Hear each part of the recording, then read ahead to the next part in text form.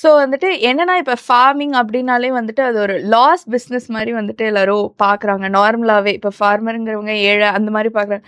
So அதெல்லாம் break பண்ணி இது வந்து ஒரு ப்ராஃபிட்டபிளா பிசினஸா மாத்துனது வந்து எப்படி மேம்? ஆ, இது வந்து ஃபார்மிங் அப்படின்னாலே ஆக்சுவலாக நாங்கள் இதை மாற்றணும் தான் நினச்சோம். இன்னும் இது நிறைய இன்னும் கரெக்டாக சொல்லணும் அப்படின்னா, கிராமங்கள்லேயே இன்னைக்கு விவசாயம் தெரிஞ்சவங்க ரொம்ப பேர் இல்லை. நீங்கள் அங்கே போய் ஆள் சேர்த்து கூப்பிட்டீங்கன்னா எல்லாரும் வந்து பக்கத்தில் எங்கேயோ கூலி வேலைக்கோ எங்கேயோ போய் பொழைச்சிக்கோ, இல்லை ஆமா.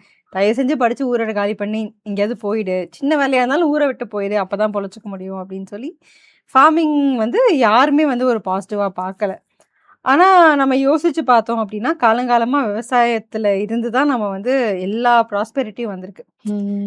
யுஎஸ்க்கு 80ஸ், 90ஸ்லலாம் படிக்க போனவங்களோட பெரும்பாலான கான்ட்ரிபியூஷன் ஃபார்மிங்லேருந்து தான் வந்திருக்கும். அவங்க அப்பாவோட அக்ரி இன்கம்லேருந்து தான் வந்து எல்லாரும் ஃபண்ட் பண்ணி ஃபாரின் படிக்க போயிருப்பாங்க. இல்ல இன்னைக்குமே நம்ம ஒரு 40, 50 வருஷமா கெமிக்கல்ஸ் நெறைய போட்டு லேண்ட் அழிச்சிட்டோம். ஆமா.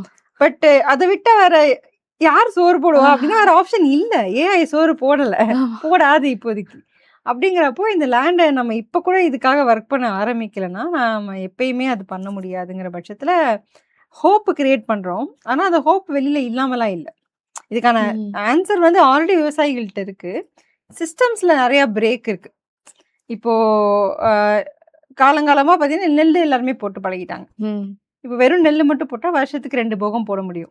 ஸோ உங்களுக்கு 2 தடவை தான் காசே வருதுன்னா ஒரு வருஷம் முழுக்க எப்படி ஒரு விவசாயம் பண்ண முடியும்? ஸோ நம்ம செய்கிற விதங்களை மாற்ற வேண்டி இருந்துச்சு. ஸோ அதை புரிஞ்சுக்கிட்டு தான் இன்னைக்கு நாங்கள் மாற்றிருக்கோம். ஸோ நான் பெருசாக ஒன்றும் ஜீனியஸ் மாதிரி கண்டுபிடிச்சி போய் ஒரு டெக்னிக்கை கொடுத்து ஃபார்மர்ஸ் எல்லாம் வாக்கலை. அவங்களோட வாழ்க்கையில் கூட இருந்து பார்த்ததுல நம்ம ஊரில் தான் மல்டி கிராப்பிங்னு சொல்லுவாங்க. நெல் மட்டும் போடுற இடத்துல நம்ம வந்து கீரை, 2, 3 காய்கறி, அங்கே பறந்து போகிற ஒரு பூசணி, அப்புறம் பழமரங்கள் அப்படின்னு மிக்ஸ்டு கிராப்பிங் தான் நம்ம பண்ணிட்டு இருந்திருக்கோம். அதுலேருந்து தான் மோனோ கல்ச்சராக மாறிடுச்சு.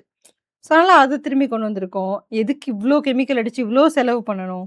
ஒரு கத்திரிக்காய் வளர்க்கணும்னா வாரம் 500 போய் மருந்துன்ற பேரை வச்சு விஷத்தை வந்து செலவு வாங்குறோமே, செலவை குறைக்க முடியாதா?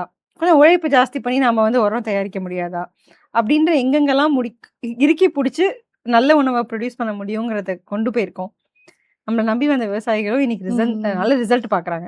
ஸோ இது எல்லாமே சென்னையில் மக்களும் அந்த இதுக்கான உழைப்பு ஜாஸ்தி, இதுக்கு விலை ஜாஸ்தியாக இருக்கும்னு புரிஞ்சு ஒரு கஸ்டமர் பேஸ் வந்ததுனால ஃபார்மர்ஸும் நம்பிக்கையாக கண்டினியூ பண்ணுறாங்க. இப்போ நீங்கள் எல்லாத்தையும் ப்ரொடியூஸ் பண்ணிட்டு யோசிச்சு பாருங்க, நிறைய விவசாயிகள் நான் மீட் பண்ணுறவங்க சொல்லுவாங்க, எனக்கு ஆர்கானிக் செய்ய ஆசை ஆயிடுச்சுன்னா, ஆனால் நான் செஞ்சேன்னா கடைசியில் வாங்குறதுக்கு ஆள் இல்லை, திரும்பி போய் அதே மார்க்கெட்டில் போய் தானே என் காயும் வாங்குறாங்க, எனக்கும் அதே மிஞ்சி போன காசு தானே கிடைக்குது, என் உழைப்பை யாரும் புரிஞ்சுக்கிறதும் இல்லை, இது சரியான மக்களுக்கு போய் சேரலை, நான் ஏன் ஆர்கானிக் பண்ணணும் அப்படின்னு.